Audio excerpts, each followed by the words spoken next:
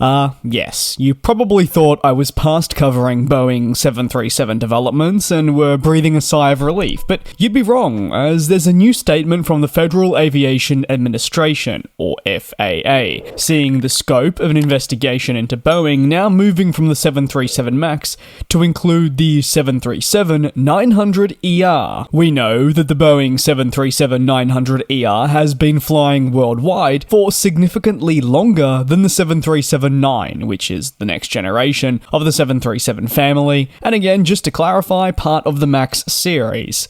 However, as an added layer of safety, the Federal Aviation Administration recommends that operators of the -900ER visually inspect their aircraft. Specifically, the inspection should focus on the mid-exit door plugs to ensure the door is secured correctly. This is, as we know, the focal point of the current investigation into the Alaska Airlines 737-9 incident. And maybe if you are new to the aviation industry, I want to clarify, the 737-900ER is not part of the Boeing 737 MAX series. It's just an iteration of the 737 family and actually was prior to the MAX's birth. However, what makes it included in the investigation is the 737-900ER has the same door plug design that affected the MAX we saw. In a statement, the Federal Aviation Administration said operators are encouraged to conduct a visual inspection to ensure the door bolt is restrained from any movements through the 2 upper guide track bolts and 2 lower arrestor bolts.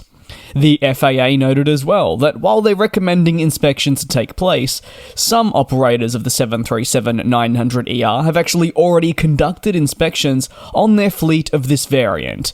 This falls directly under operators' safety management systems. The FAA says that some of these customers have noted findings with bolts during the maintenance inspections. Onlookers have actually pushed for these inspections since the 737-9 incident or accident, however you'd like to refer to it, occurred, essentially making note of the identical nature of the plugs found on the -9 and the -900ER. However, questions now follow a statement from the FAA related to already heavy maintenance checks that these 737-900ERs will have undergone, that probably should have dealt with this problem if it had arisen to begin with. Additionally, some online have jokingly highlighted that when these visual inspections occur, the difference in build quality will be more than apparent. Ultimately, including the -900ER as a precautionary safety measure did seem inevitable, as it shares the same characteristics as the impacted part of the 737-9. These visual inspections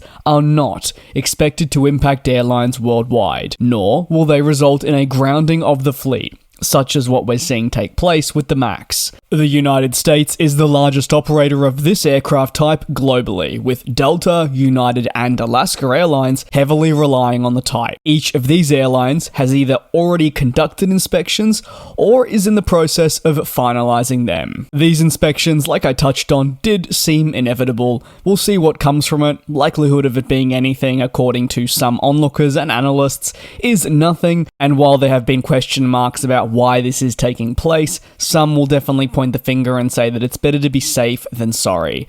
I hope you are doing well. If you've got any thoughts, you know the best place to leave them is down below in the comments. Thank you very much for your support here on the channel. It really does mean a lot. Take care, do also be safe, and I will see you next time.